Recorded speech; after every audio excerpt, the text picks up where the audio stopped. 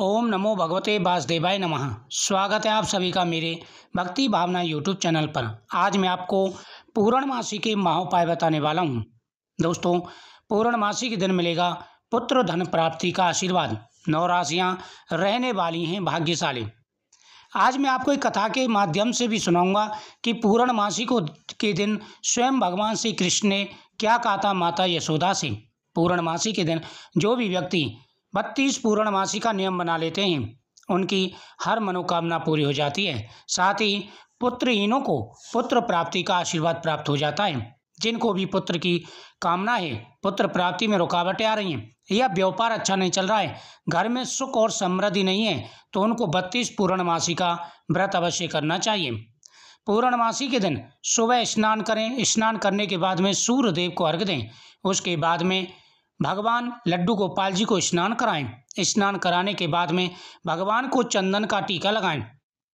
चंदन का टीका लगाने के बाद में भगवान के सामने 11 तुलसी के पत्ते और 5 केले के फल रखें, पंचामृत पंचमेवा, और साथ ही आप आटे का प्रसाद भी भगवान के सामने रखें। अगर आपके पास ज़्यादा सामान नहीं है तो आप सिर्फ तुलसी पत्र और केले का फल भी भगवान के सामने रख सकते हैं। उसके बाद में महाकाल भोलेनाथ का अभिषेक भी करें। कहते हैं कि पूर्णमासी के दिन अगर भगवान शिव को खीर का प्रसाद अर्पण किया जाए, गाय का घी डाल करके, और बेलपत्र पर आप ओम नमः शिवाय लिख करके चढ़ाते हैं और उस बेलपत्र को अगर पति पत्नी खा लेते हैं तो पुत्र प्राप्ति का आशीर्वाद प्राप्त हो जाता है। इस दिन भगवान शिव की पूजा करें, नंदी जी के कान में अपनी इच्छा बोलें और भगवान शिव को बेलपत्र समर्पित करें। बेलपत्र समर्पित करने के बाद में भगवान को पुष्प चढ़ाएं, धतूरे का फल चढ़ाएं, खीर का प्रसाद चढ़ाएं। भगवान के सामने चौमुखी दीपक जलाएं, ओम नमः शिवाय मंत्र का जाप करें। उसके बाद में पीपल वृक्ष के नीचे दीपक जला के परिक्रमा करें। पूर्णमासी की रात को चंद्रमा के दर्शन जरूर करने चाहिए।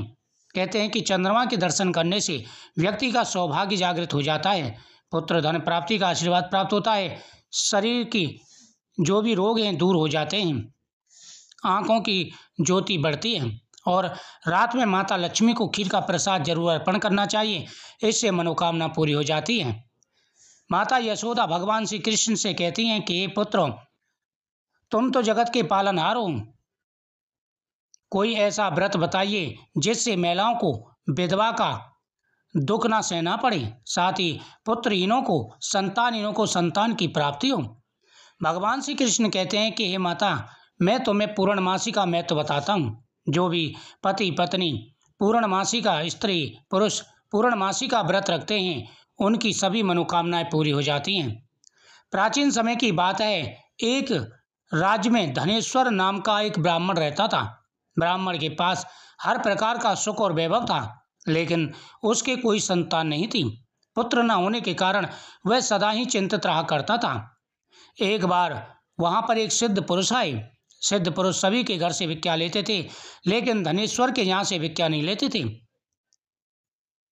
एक बार धनेश्वर ने उस साधु से पूछा कि हे साधु महाराज, आप तो तपस्वी हैं, साधु पुरुषों के लिए तो सभी के घर समान होते हैं, लेकिन आप मेरे घर से भिक्षा क्यों नहीं लेते? साधु ने कहा कि हे ब्राह्मण देव, देखो, बुरा मानने की बात नहीं है, मैं तुम्हारे घर से इसलिए भिक्षा नहीं लेता क्योंकि तुम्हारे कोई पुत्र नहीं है, तुम्हारे भाग्य में भी पुत्र नहीं है, और जिसके कुल में पुत्र पैदा ना हो वह घर पतित होता है, वह घर अंधकार के समान होता है, उस घर से भिक्षा लेने वाला भी नरक में जाता है। इसलिए मैं तुम्हारे घर से भिक्षा नहीं लेता। तुम्हारे घर का अन्न खाना पतित के समान है, इसलिए तुम्हें पुत्र प्राप्ति के लिए प्रयत्न करना चाहिए। वह हाथ जोड़ के कहने लगा कि हे महाराज, मुझे पुत्र प्राप्ति का उपाय बताइए। उन्होंने कहा कि तुम माता चंडी की पूजा करो। सेठ ने आकर के घर अपनी पत्नी को सारा बताया और ब्राह्मण ने माता चंडी की आराधना की। 16वें दिन माता चंडी प्रकट हुई और कहा कि हे ब्राह्मण, वरदान मांगो। उन्होंने कहा, हे माता, आप सब कुछ जानती हैं, मुझे पुत्र प्राप्ति का वरदान थे। माता चंडी बोली कि हे ब्राह्मण, तुम्हारे भाग्य में पुत्र प्राप्ति का योग नहीं है, लेकिन फिर भी मैं तुम्हें पुत्र देती हूँ। वह सिर्फ 16 साल ही जीवित रहेगा। तुम्हें 32 पूर्णमासी का व्रत प्रारंभ कर देना चाहिए, और सुबह के समय तुम्हें या आम के पेड़ पर एक आम लटका हुआ दिखाई देगा, तुम उसे अपनी पत्नी को खिला देना, तुम्हें पुत्र प्राप्ति का आशीर्वाद प्राप्त हो जाएगा। सुबह जैसे ही उसकी आंखें खुलती हैं, वह देखता है वहाँ आम का पेड़ है और उस पर एक ही आम लटका हुआ है। वह बार बार चढ़ने की कोशिश करता है लेकिन चढ़ नहीं पाता। फिर वह भगवान गणेश जी का ध्यान करता है। भगवान गणेश जी की कृपा से वह आम तोड़ लेता है और जाकर के पत्नी को दे देता है। उसकी पत्नी गर्भवती हो जाती है। इधर कुछ समय के बाद में एक सुंदर पुत्र पैदा होता है, क्योंकि ब्राह्मण को तो पता था कि ये 16 साल जीवित रहेगा, इसलिए पति पत्नी ने 32 पूर्णमासी का व्रत भी प्रारंभ कर दिया, जिससे उसकी उम्र लंबी हो। इधर वह 15वें साल में लगा। उसने अपने साले को बुलाया, लड़के के मामा को बुलाया। उसका नाम देवदास रखा था ब्राह्मण ने अपने पुत्र का। उसे कहा इसे काशी जी पढ़ाने के लिए ले जाओ और वहाँ दान पुण्य करना। काशी जी उसे पढ़ाने के लिए ले गए। रास्ते में एक राजकुमारी की शादी थी। जो लड़का शादी करने आया था उसे कोई बीमारी थी, धनुष्कार बीमारी थी, यानी इस बीमारी में व्यक्ति धनुष के आकार का हो जाता है, अकड़ जाता है। उसने लड़के से सारा काम करवाया, ब्राह्मण का जो पुत्र था, लेकिन उस लड़के ने लड़की को सारा हाल सच्चाई बता दी। जैसे ही सुबह हुई उस बारात को वापस कर दिया गया। इधर मामा भांजे काशी जी पहुंच गए। उधर वहां जाकर के उन्होंने पूजा पाठ करना प्रारंभ कर दिया, दान पुण्य करने लगे, पूजा पाठ करने लगे। और कुछ समय के बाद में लड़के की आयु पूरी हो गई, उसकी मृत्यु हो गई। एक सर्प ने आकर के उसको डस लिया, लेकिन उसके माता पिता ने 32 पूर्णमासी का व्रत प्रारंभ कर दिया था। यम के दूत आए, वह विफल रहे, उसके प्राणों को नहीं ले जा पाए। स्वयं यमदेव वहां पर आए और वह उसके प्राणों को ले जाने लगे। उसी समय भगवान शिव वहां पर प्रकट हुए। माता पार्वती के कहने पर भगवान शिव ने उसको प्राणदान दिए, क्योंकि उन्होंने 32 पूर्णमासी का व्रत उसके माता पिता ने प्रारंभ कर दिया था। भगवान शिव ने कहा यमराज, इसके माता पिता ने इसके नाम से 32 पूर्णमासी का व्रत प्रारंभ कर दिया है, इसलिए इसके प्राण आप नहीं ले सकते। यमराज खाली हाथ चले गए। उधर वह जीवित हो गया और मामा भांजे वापस आने लगे। 16 साल खत्म हो चुके थे। वही उसी राज्य में आए। फिर उस राजकुमारी ने के पिता ने उनको पहचान लिया और फिर धूमधाम से उनका विवाह करवाया और वह अपने घर पहुंचे। इस प्रकार 32 पूर्णमासी का व्रत करने से अटल सौभाग्य, धन व पुत्र प्राप्ति का आशीर्वाद प्राप्त होता है।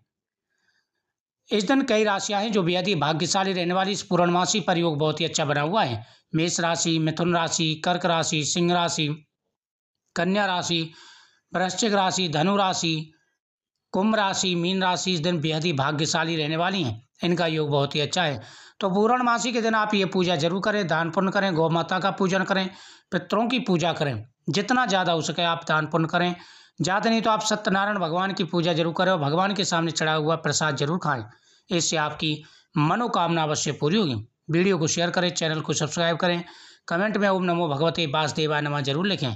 भगवान कृपा से आपके जीवन में आ रहे सारे कष्ट दूर होंगे और आपकी हर मनोकामना पूरी होगी। बड़ी पूर्णमासी है तो आप ये उपाय जरूर करें। ओम नमो भगवते वासुदेवाय नमः।